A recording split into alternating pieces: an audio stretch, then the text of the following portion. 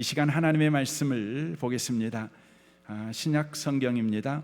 사도행전입니다.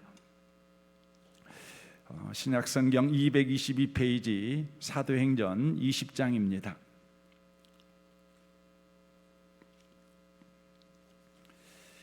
사도행전 20장입니다. 1절과 2절 두 절 말씀을 보겠습니다. 사도행전 20장 1절과 2절입니다. 같은 목소리로 기록된 말씀을 읽으실 때 하나님의 음성을 듣는 복이 있는 시간 되시길 바랍니다. 읽겠습니다. 소요가 그침에 바울은 제자들을 불러 고난 후에 작별하고 마게도니아로 가니라. 그 지방으로 다녀가며 여러 말로 제자들에게 고난하고 헬라에 이르러 아멘. 이 말씀에 의지해서 영광스러운 삶으로의 초대라는 제목으로 하나님의 말씀을 전하겠습니다. 19장에서 에베소에서의 소요가 끝나자 바울은 에베소를 떠나 마게도니아로 향하게 되었습니다. 마게도니아는 유럽의 첫 성입니다. 마게도니아에는 빌립보, 데살로니가, 베레아가 속해 있습니다. 바울은 6년 전, 그러니까 2차 전도 여행을 할 때 마게도니아에 처음 갔습니다. 그곳에서 참 기쁜 일, 감사한 일도 있었지만 그곳에서 좋은 기억만 있었던 것은 아닙니다. 빌립보에서는 귀신을 쫓아낸 연고로 지하 감옥에 구금당했습니다. 데살로니가에서는 유대인들이 시장에 폭력배들을 동원해서 바울을 죽이려고 했습니다. 베레아에서 그 폭력배를 동원했던 유대인들이 거기까지 쫓아와서 바울을 박해했습니다. 마게도니아는 바울에게 있어서 온갖 고난과 고통으로 인한 두려움을 준 땅이다, 이렇게 말씀을 드릴 수 있습니다. 그러나 바울은 지금 다시 자신에게 온갖 고통과 두려움을 준 땅으로 다시 나아가고 있습니다. 바울은 두려웠을 것입니다. 그러나 두려움 한편에 바울에게는 기대가 있었습니다. 왜냐하면 6년 전 그곳에 갔을 때 없었던 것이 바로 그곳에 있었기 때문에 그렇습니다. 그것이 무엇일까요? 바로 믿음의 공동체, 교회가 바로 그곳에 세워져 있었기 때문에 그렇습니다. 그래서 바울은 두려움을 준 땅, 또 가면 안 믿는 사람들에게 또 얼마나 곤욕을 당하고 얼마나 어려움을 당할까 하는 그런 두려움도 있지만 믿는 사람들이 있으니 그래도 위로가 되겠지 하고 바로 소망을 가지고 마게도니아로 가게 되었습니다. 그러나 막상 도착해 보니 바울의 기대는 고스란히 두려움으로 바뀌게 됩니다. 고린도후서 7장 5절입니다. 마게도니아에 이르렀을 때 우리는 편히 쉴 수가 없었습니다.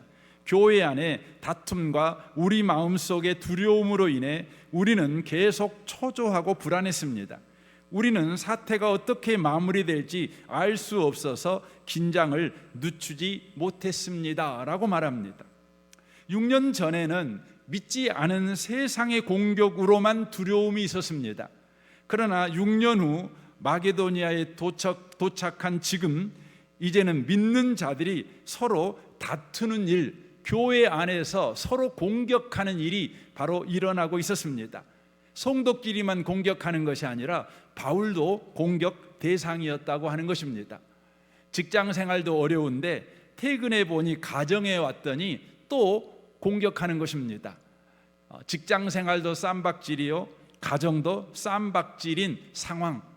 바울에게는 안과 밖이 다 가시뿐인 상황, 그 현실 가운데 지금 처해 있는 것이 마게도니아의 현실입니다. 바울의 마음은 두려움으로 가득 차게 되었습니다. 믿는 사람들에게 공격을 받으니 얼마나 두려움이 더 가중되었겠습니까? 성경에 보면 다윗은 아들 압살롬과 충신이었던 부하들에 의해서 배신당할 때에 그에게 왔던 두려움을 이렇게 고백합니다. 시편 55편 4절입니다. 내 마음은 진통하듯 뒤틀려 찢기고 죽음의 공포가 나를 엄습합니다. 두려움과 떨림이 나에게 밀려오고 몸소리치는 전율이 나를 덮습니다. 나를 비난하는 자가 차라리 내 원수였다면 내가 견딜 수 있었을 것이다. 나를 미워하는 자가 차라리 자기가 나보다 잘났다고 자랑하는 내 원수였다면 나는 그들을 피하여 숨기라도 하였을 것이다.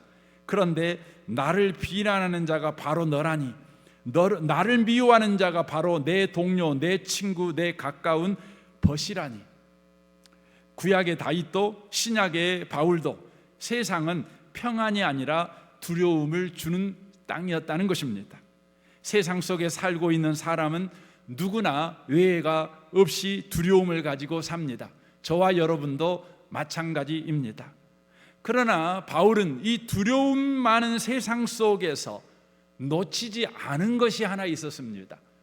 오늘 저와 여러분도 두려움이 가득한 세상, 나를 힘들게 하는 사람들이 나의 원수라면 차라리 나은데 내가 믿었던 사람들이 나를 힘들게 하는 이 두려움 많은 세상 속에서 살아감에도 불구하고 우리가 절대 놓치면 안 되는 것, 그것이 있다는 것입니다. 바울은 그걸 놓치지 않았습니다. 오늘 본문이 그걸 보여줍니다. 2장 1절 보겠습니다. 20장 1절입니다. 소요가 그침에 바울은 제자들을 불러 고난 후에 기억하십시오. 작별하고 떠나 마게도니아로 가니라. 그 지방으로 다녀가며 여러 말로 제자들에게 고난하고 헬라에 이르러라고 되어 있습니다. 이 말씀에 보면 고난 후에 또 고난하고, 이 고난 일이 나옵니다. 바울은 에베소에서도 제자들에게 고난하는 일을 했고 마게도니아에서도 고난하는 일을 하고 있다, 이렇게 말씀하고 있습니다. 그러니까 바울이 두려움의 상황 속에서도 놓치지 않고 있었던 것이 있었는데, 그것이 뭐였냐면 고난하는 것을 놓치지 않았다는 것입니다. 여러분, 고난하는 사역이 무엇일까요? 이것을 잘 보여주는 성경 이야기가 누가복음 15장입니다. 28절을 보겠습니다. 저가 노하여 들어가기를 즐겨 아니하거늘 아버지가 나에게 고난데 아버지가 나와서 고난데 아버지께 대답하여 가로되 내가 여러 해 아버지를 섬겨 명을 어김이 없거늘 내게는 염소 새끼라도 주어 나와 내 벗으로 즐기게 하신 일이 없더니 아버지의 살림을 창기와 함께 먹어버린 이 아들이 들어오매 이를 위하여 살찐 송아지를 잡으셨나이다. 아버지가 이르되 너는 항상 나와 함께 있으니 내 것이다 내 것이로되 이 내 동생은 죽었다가 살았으며 내가 잃었다가 얻었기로 우리가 즐거워하고 기뻐하는 것이 마땅하다 하니라 라고 말합니다. 둘째 아들이 돌아오자 아버지는 큰 잔치를 베푸릅니다. 그때 이 아버지를 보고 큰 아들이 크게 노하게 됩니다. 섭섭함이 폭발하게 됩니다. 그래서 상한 마음 때문에 잔치가 벌어지고 있는 집에 들어가기를 싫어합니다. 그때 아버지는 작은 아들 둘째를 맞이할 때와 똑같이 문 밖으로 나오십니다. 그리고 큰 아들에게 잔치의 자리로 들어오라고 고난하는 일을 하십니다. 아버지는 아버지를 떠나 아버지의 은혜를 허비해버린 둘째 같은 탕자에게도 아버지와 함께 있지만 상한 감정 때문에 자녀의 영광을 누리지 못하는 첫째 같은 탕자에게도 고난하고 있습니다. 그 내용이 뭡니까? 아버지가 준비한 잔치에 참여하라고, 아버지가 준비한 잔치에 참여하라고 고난하고 있다고 하는 것이지요. 이 고난하다는 단어는 헬라어의 의미는 가까이 곁으로 불려 이야기하다, 그러니까 초청하다, 초대하다는 의미입니다. 이 단어는 보혜사 성령을 가리키는 단어와 그 어원이 같습니다. 다시 말하면 아버지가 그 아들을 잔치 자리로 초대하는 장면과 성령이 우리를 영광스러운 삶의 자리로 초대하는 것과 같은 의미가 바로 고난하다는 의미입니다. 그러니까 아버지가 준비한 잔치에 들어와라 라고 초대하지요. 성령이 지금 그렇게 하고 있습니다. 아버지 하나님이 준비한 삶의 자리, 영광의 자리로 들어와라, 이렇게 고난하는 것, 이것이 바로 바울 사도가 두려움 가운데서도 놓치지 않았던 사역입니다. 두려움 가운데서 신앙생활하는 마게도니아 성도들을 향해 또 자기 자신을 향하여서 성령이 하시는 사역, 영광스러운 삶으로 초대하는 일을 바로 멈추지 않았다는 것입니다. 그렇다면 성령이 이 초대하는 영광스러운 삶이 무엇일까요? 로마서 8장 14절을 보겠습니다. 무릇 하나님의 영으로 인도함을 받은 사람은 곧 하나님의 아들이라. 너희는 다시 무서워하는 종의 영을 받지 아니하고 양자의 영을 받았으므로 우리가 아빠 아버지라고 부르짖느니라. 성령이 친히 우리의 영과 더불어 우리가 하나님의 자녀인 것을 증언하시나니 자녀이면 또한 상속자 곧 하나님의 상속자요 그리스도와 함께한 상속자니 우리가 그와 함께 영광을 받기 위하여 고난도 함께 받아야 할 것이니라. 생각하건대 현재의 고난은 장차 우리에게 나타날 영광과 비교할 수 없도다라고 말씀합니다. 이 말씀은 이런 의미입니다. 성령이 초대하는 영광스러운 삶이라는 것은 하나님은 우리의 친밀한 아빠이시며 우리는 아버지의 것을 상속받은 예수 그리스도와 같은 상속자의 삶을 살아가고 있다. 이 삶으로 우리를 초대하는 것입니다. 더 나아가 이 영광스러운 삶은 예수 그리스도가 받은 십자가의 고난이 부활의 영광, 하나님 오른편에 앉는 영광이 된 것 같이 우리가 받는 현재의 고난도 장차 받을 영광을 위해 쓰여진다는 것을 알게 하는 초대라는 것입니다.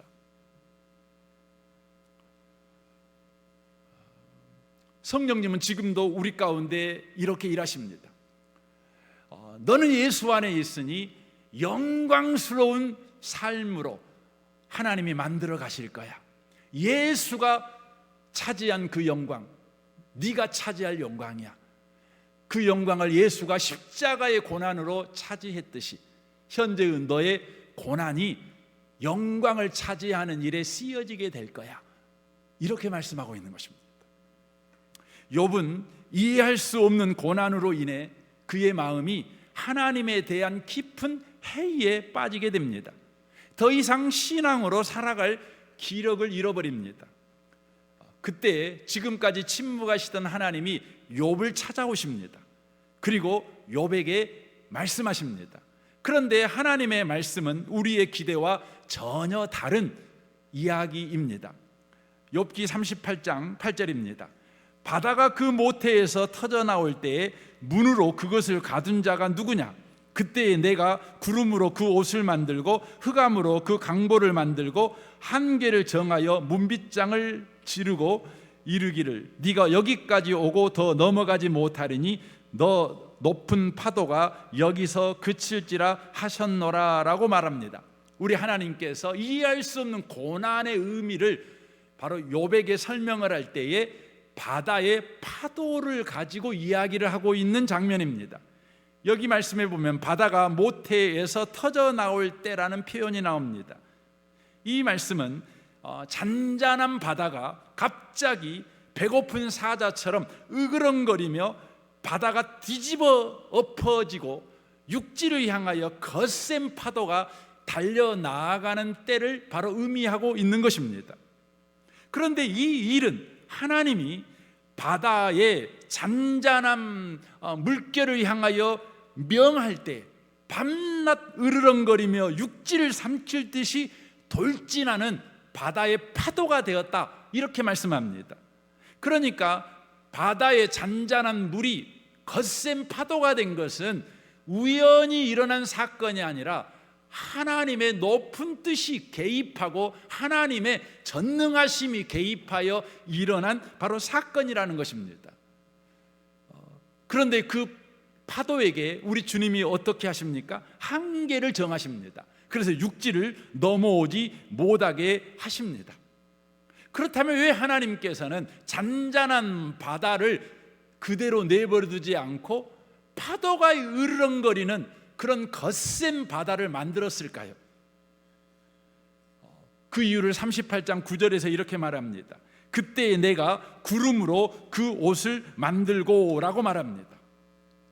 바다의 파도를 만들어내는 이유는 바다를 뒤집어 엎어버리는 파괴적인 일만 하려고 하시는 것이 아니라 바로 바다에서 비구름을 만들어내시기 위해서, 그리하여 육지의 대지를 적시기 위해서 우리 하나님께서 그렇게 하신다는 것입니다. 그렇게 함으로 말미암아 육지의 생명들이 바다에서 파도가 일어나 만들어진 비구름으로 인하여 비를 공급받아 생명을 얻고 더 풍성히 얻는 일이 일어나게 된다는 것이지요.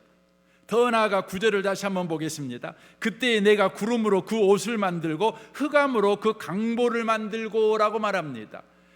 육지의 생명에게 비를 내려 생명을 얻게 하고 더 풍성히 얻게 하기 위해서 바다의 파도를 만드셨을 뿐만 아니라 바다의 생명들을 바로 생명을 얻고 더 풍성히 얻게 하시기 위해서 바다에 파도를 만들었다는 것입니다. 그래서 여기에 강보를 만들고라는 단어를 씁니다. 이 강보라는 말은 막 태어난 아이를 감싸는 옷을 의미하지요. 생명싸개를 바로 의미하는 것입니다. 그러니까 바다의 파도는 다만 배고픈 사자처럼 으르렁거리기만 하는 것이 아니라 바다의 생명을 감싸 안는 강보의 역할을 한다는 것이죠. 바다의 파도가 일어남으로 말미암아서 해양 저 깊은 바닥에 있는 바로 물고기들이 또 해양 생물들이 다 산소를 먹게 되지요. 또 각양 또 먹이들을 먹게 되지요. 이로 인하여서 생명을 얻고 더 풍성히 얻는 일이 일어나게 된다는 것입니다. 하나님께서 왜 바다의 파도를 가지고 욥의 고난을 이야기하고 있는 것일까요? 이런 의미지요. 바다의 파도 같은 고난이 너를 죽이지 못하게 내가 한계를 정했고, 도리어 고난이 너로 생명을 얻게 하고 더 풍성히 얻는 일에 쓰여지도록 내가 지금 그 고난을 붙들고 사용하고 있어, 이 말을 지금 하고 계시는 것입니다. 그래서 욥기 38장 19절 말씀이 나오는 것입니다. 어느 것이 광명이 있는 곳으로 가는 길이냐, 어느 것이 흑암이 있는 곳으로 가는 길이냐, 네가 광명으로 가는 길을 아냐, 흑암으로 가는 길 아냐, 이렇게 물어보는 것이죠. 이 말씀은 이런 의미입니다. 광명도 흑암도 둘 다 하나님이 하시는 일이다, 이 말을 하고 계시는 것이죠. 그러니까 우리의 삶에 일어나는 광명도 흑암도, 형통도 불통도, 건강도 질병도, 합격도 불합격도, 자랑도 부끄러움도 동등한 가치와 의미와 영광으로 하나님이 붙들고 쓰시고 계신다, 이 말씀을 하고 계시는 것입니다. 그래서 전도서 3장 1절은 이렇게 말하지요. 범사에 기한이 있고 천하만사가 다 때가 있나니 날 때가 있고 죽을 때가 있으며 심을 때가 있고 심는 것을 뽑을 때가 있으며 죽일 때가 있고 치료할 때가 있으며 헐 때가 있고 세울 때가 있으며 울 때가 있고 웃을 때가 있으며 슬퍼할 때가 있고 춤출 때가 있으며 돌을 던져버릴 때가 있고 돌을 거둘 때가 있으며 안을 때가 있고 앉는 일을 멀리할 때가 있으며 찾을 때가 있고 잃을 때가 있으며 지킬 때가 있고 버릴 때가 있으며 찢을 때가 있고 꿰맬 때가 있으며 잠잠할 때가 있고 말할 때가 있으며 사랑할 때가 있고 미워할 때가 있으며 전쟁할 때가 있고 평화할 때가 있느니라. 하나님이 모든 것을 지으시되 때를 따라 아름답게 하셨고 또 사람들에게는 영혼을 사모하는 마음을 주셨느니라. 그러나 하나님이 하시는 일의 시종을 사람으로 측량할 수 없게 하셨도다 라고 말씀합니다. 우리의 삶은 피아노의 건반 같다, 지금 이 이야기를 하고 있는 것입니다. 피아노는 총 88개의 건반으로 이루어져 있습니다. 거기에서 36개의 검은 건반이 있고 52개의 흰 건반이 있습니다. 만약 여러분 피아노에가 흰 건반만 있다면 여러분 어떻게 될까요? 연주할 수 있을까요? 물론 연주할 수 있습니다. 반올림이 없고 반올림을 올리거나 내리거나 하는 악보가 아닌 여러분 곡이라면 흰 건반으로도요 얼마든지 연주가 가능합니다. 그러나 여러분, 좋은 노래, 풍성한 노래들에는요 반드시 이런 반음을 올리고 내리고가 있는 겁니다. 그러려면 여러분 반드시 뭐가 필요해요? 검은 건반이 필요한 것입니다. 여러분, 검은 건반이 있어야 모든 음역대의 음악을 연주할 수가 있는 것입니다. 우리는 늘 아침만 오기를 기다립니다. 저녁은 싫습니다. 우리는 형통만 원하지 불통은 싫습니다. 우리는 좋은 날만 원하지 여러분 흐린 날은 싫습니다. 우리는 성공한 날만 좋아하지 실패한 날은 싫습니다. 우리는 늘 합격하고 또 합격하고 또 합격만 하기를 원하지 불합격이 없는 인생을 살아가기를 원합니다. 바로 흰 건반만 있는 피아노가 되기를 원한다는 것이죠. 그러면 여러분 어떻게 됩니까? 어떤 특정 장소에서 또 어떤 특정 상황에서는 여러분 연주할 수가 있겠죠. 그러나 모든 상황, 어떤 형편에서든지 여러분 연주할 수는 없어요. 왜 우리 하나님께서 저와 여러분의 인생에 흰 건반만 주지 아니하시고 검은 건반도 허락하시는가? 왜 흰 건반만 가치 있다고 말씀하지 않고 검은 건반도 가치가 있고 의미가 있다? 우리 하나님은 동등한 가치로 이것들을 사용하신다, 이렇게 말씀하십니까?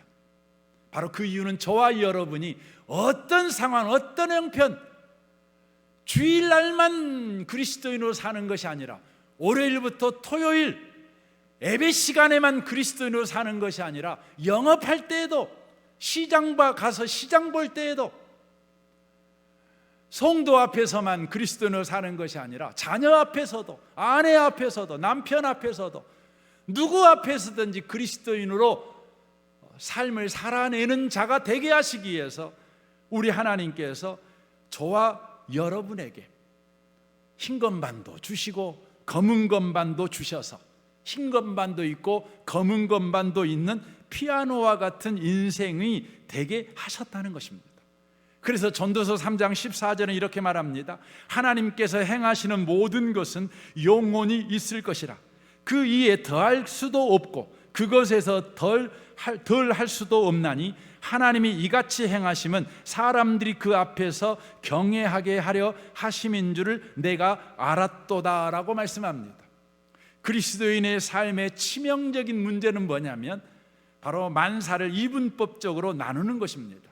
이것은 좋고 저것은 안 좋고, 이것은 내게 유리하고 저것은 내게 불리하고, 이것은 내게 이익이고 저것은 내게 손해고, 이것은 슬픈 일이고 저것은 기쁜 일이고, 이분법적으로 만사를 나누는 것은 그리스도인의 삶의 방식이 아니라 율법주의자의 삶의 방식입니다. 불교 신자의 삶의 방식인가 모르겠습니다. 왜냐하면 불교 신자들은 모든 것이 바로 인과율에 의하여 움직인다고 생각하기 때문에 그렇습니다. 모든 것이 한 대로 움직입니다. 그러나 그리스도인은 그렇지 않습니다. 그리스도인의 인생에는 이분법이 없습니다. 왜냐하면 저와 여러분의 인생은 저와 여러분이 한 일만 있는 인생이 아니라 예수가 한 일이 개입된 인생이기 때문에 그렇습니다. 내가 한 일만 있다면 이분법적으로 생각을 해야 합니다. 그래서 잘한 일, 못한 일, 복받은 일, 저주받을 일, 그것이 명확하게 여러분 선이 그어지게 됩니다. 심는 대로 거두게 되겠죠. 하지만 예수가 내 인생에 하신 일이 개입이 돼버리면 어떤 일이 벌어집니까? 여러분, 모든 게 합력해 선을 이루는 일이 일어나는 것입니다. 죄인도 구원받는 일이 일어나요. 여러분, 어떻게 죄인이 구원받습니까? 여러분, 살인자도요 천국 가는 일이 벌어져요. 예수님이 왼편에 못이 박혀 있었던 그 사람도요 여러분 천국 가는 일이 벌어져요. 예수 믿는 사람들을 추격하여 뺨을 때리고 침을 뱉고 심지어 죽이기까지 한 바울도요 여러분 천국 갔어요. 어떻게 그런 일이 있습니까? 여러분, 바울이 한 일만 그의 인생에 있는 것이 아니라 예수가 한 일이, 바울이 인생 속에 한 일을 바로 지배해 버리기 때문에 그래요. 우리 하나님은 욥에게 이렇게 말씀합니다. 그때 여호와께서 폭풍우 가운데서 욥에게 일러 말씀하시되 너는 대장부처럼 허리를 묶고 내가 네게 묻겠으니 내게 대답할지어다. 네가 내 공의를 부인하려느냐? 내 공의를 세우려고 나를 악하다 하겠느냐? 네가 하나님처럼 능력이 있느냐? 하나님처럼 천둥소리를 내겠느냐? 라고 말합니다. 이 무슨 말씀입니까? 네가 이해되지 않는다고, 받아들일 수 없다고 해서 나보고 너 잘못했다고 말할 수 있느냐? 이런 말입니다. 네가 옳다, 네가 옳으려고 나를 틀렸다고 할 수 있느냐? 나를 틀린 사람 네가 만들어낼 수 있느냐? 이렇게 지금 주님이 말씀합니다. 욥은 자기 인생을 이분법적으로만 생각하고 있었던 사람입니다. 자기가 한 일이 자기 인생을 결정한다고만 생각하고 있었던 사람입니다. 그런데 하나님이 그 인생에 오셔서 네 인생은 네가 한 일로 네 인생이 만들어지는 것이 아니라 내가 개입하여 네가 한 일을 가지고 만들어낸 것이 바로 너의 인생이 될 것이다. 이렇게 말씀하고 있는 것입니다. 역사가 증언하는 건 뭡니까? 역사와 인생의 운명을 좌우하는 것은 우리가 알고 있는 것과 같은 인과율, 원인과 결과의 법칙, 혹은 노력하고 성과를 내고 능력에 관한 것이거나 경쟁에 관한 것이 아니라는 것입니다. 하나님은 우리를 사랑하시며 모든 것을 합력하여 우리의 인생에 선을 이루신다고 하는 것입니다. 이것이 역사와 인류가 바로 증명하고 있는 내용이라고 하는 것입니다. 바울은 지금 마게도냐에 왔습니다. 자기를 두렵게 하는 일이 지금 2중 3중으로 자기를 두렵게 만듭니다. 세상 사람들만 자기를 두렵게 만드는 것이 아니라 소위 예수 믿는다는 사람들이, 소위 자기 편이 되어줘야 될 사람들이, 나를 위해 기도해 줘야 될 사람들이 바울을 공격합니다. 그 두려움 가운데 빠져 있는 것이죠. 그때 바울은 어떻게 합니까? 고난하는 일을 합니다. 두려움을 일으키는 문제를 해결하는 일에 해결 방법을 지금 찾아 몸부림치고 있는 것이 아닙니다. 문제가 있지만 그 문제 속에 뛰어들어와 영광스러운 삶으로 자기를 끌고 가시는 그 하나님 이야기를 바로 자기 자신뿐만 아니라 마게도니아 사람들에게 고언하고 있는 겁니다. 여러분, 예수 믿는 사람들은 문제를 해결하기 위해서 예수 믿지 않습니다. 예수를 우리가 믿은 이후에 우리는 문제 해결을 위해 인생을 허비하지 않습니다. 하지만 너무나 많은 그리스도인들이 문제를 해결하기 위해서 인생을 허비해버립니다. 왜요? 문제를 이분법적으로 보기 때문에 그렇습니다. 하지만 그리스도인들은 이제 문제를 이분법적으로 보지 않습니다. 하나님께서 뛰어들어와 나를 영광스러운 삶으로 초대하는 도구로 쓰시는 바로 일로 봅니다. 그런 까닭에 문제를 해결하는 일에 시간을 쓰지 않고 문제를 바르게 사용하는 일에 시간을 씁니다. 여러분 생각해 보십시오. 여러분은 여러분이 인생을 살아오면서 수많은 문제들을 만났고 그 문제를 해결하기 위해서 많은 시간을 썼을 것입니다. 그리고 그 문제를 해결한 적도 있을 것입니다. 그러면 과연 그 문제가 여러분의 인생에서 없어져 버렸습니까? 그렇지 않습니다. 해결하는 문제도 또 생깁니다. 올해 해결한 문제 다음에도 생깁니다. 이 사람과 생겨났던 문제 또 다른 사람 만나면 똑같은 문제 또 생깁니다. 여러분, 우리는 문제를 해결해 가지고 우리 인생이 여러분 좋아지는 거 아닙니다. 문제를 사용할 줄 아셔야 돼요. 어떻게 사용해야 되는 것이죠? 성경은 말하죠. 다만 기도와 간구로 감사함으로 하나님께 아뢰라, 이렇게 말합니다. 문제가 있으면 뭐 하라고요? 사용하라고요. 기도하는 일에 쓰라고요. 간구하는 일에 쓰라고요. 감사하는 일에 쓰라고요. 쓰래요. 그래서 여러분에게 지금 직장 문제가 있으신가요? 그러면 직장 문제를 어떻게 해결할까를 몸부림치지만 주여 이 문제를 어떻게 쓸까요? 어떻게 사용해야 될까요? 우리 회사 발전을 위해 이 문제를 어떻게 쓰는 것이 좋을까요? 주님, 지혜를 주십시오. 구하십시오. 그때 주님은 우리에게 말씀합니다. 우리 성경 개역개정에서는 어떻게 이렇게 번역되어 있죠? 그리스도의 평강이 모든 지각에 뛰어난, 지각이라는 말은 우리의 지성과 감각을 뛰어넘는 그리스도의 평강이 우리를 주장한대요. 근데 메시지 성경을 보면 이 말을 이렇게 풀어서 놨어요. 우리가 문제를 만날 때마다 기도하고 간구하고 감사하는 일에 이것을 쓰게 되면 우리 가운데요, 감각이 살아나요. 영적 감각이 살아나서 우리에게 있는 모든 일이 합력하여 선을 이룬다는 바로 그 믿음이 생긴대요. 굉장하죠? 결론적으로 말씀을 드리겠습니다. 이 아침에 오신 복 있는 성도 여러분, 여러분이 아무리 두려움 가운데 빠져 있을지라도 고난하는 일은 멈추지 마십시오. 고난하십시오. 성령이 영광의 자리에 초대하듯 여러분 자신에게 영광의 자리에 초대하는 말을 멈추지 마시고, 여러분 주변 사람들 가운데 두려움에 빠져 있는 분이 계신다면 영광의 자리로 초대하는 말을 멈추지 마십시오. 우리 교회가 언제나 영광의 자리로 초대하는 그런 교회 되시기를 주님의 이름으로 축원합니다. 아멘. 우리 같이 이 시간 기도하기를 원합니다.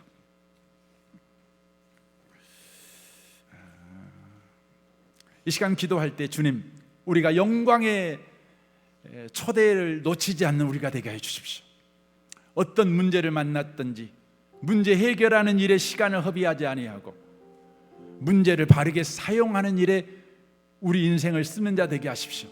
우리 인생은 내가 한 일로 결정나는 것이 아니라 예수가 한 일이 우리 인생의 결과가 될 것입니다. 운명이 될 것입니다.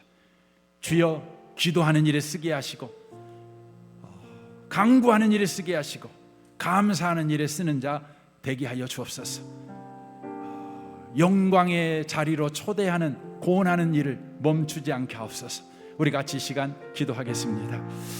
오 하나님 아버지, 그렇습니다. 영광의 자리에 초대하는 일을 멈추지 않기를 원합니다. 우리가 늘 사방에서 우겨쌈을 당한 것 같이 우리를 두려워하게 하는 일이 많고 우리를 염려하게 하는 일이 많이 일어납니다. 그럴지라도 주님, 우리는 믿습니다. 우리에게 일어나는 모든 일은 그냥 일어난 일이 아닙니다. 우리 하나님께서 우리를 영광스럽게 만들기 위하여 우리에게 허락한 가치 있고 의미 있는 것임을 고백합니다. 그러므로 하나님 아버지, 우리가 계속해서 영광으로의 초대를 놓치지 않는 우리가 되게 하여 주옵소서. 주의 말씀 주님 역사시옵소서. 주여 역사시옵소서. 축복하시옵소서. 믿는 자에게 능치 못하옵네. 주님 감사합니다.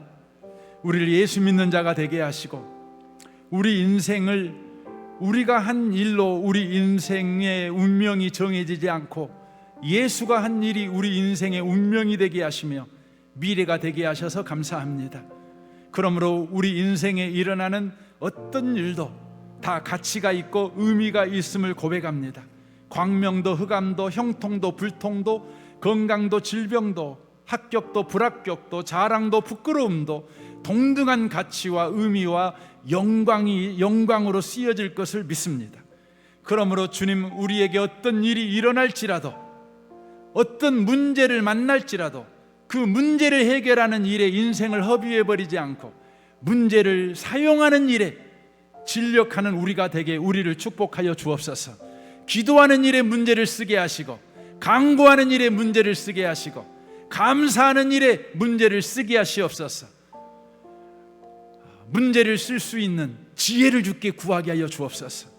문제를 회피하여 도망가는 자가 되지 않게 하여 주옵소서. 검은 건반을 다 빼버리는 자 되지 않게 하시옵소서. 검은 건반과 흰 건반이 있는 온전한 피아노와 같은 인생을 살아 무엇이든지 어떤 환경에서든지 아름다운 연주를 할 줄 아는 그 이대한 인생, 영광스러운 인생을 살아내는 우리가 되도록 주여 축복하여 주옵소서. 이 시간 헌금합니다. 헌금하는 모든 손들을 주님이 축복하여 주셔서 이번 한 주간도 주님과 동행하는 한 주, 주님께 다 맡겨버리고 주님 안에서 그 인생을 살 줄 아는 그런 믿음의 인생을 사는 성도들이 되게 하여 주옵소서. 예수님의 이름으로 기도합니다. 아멘.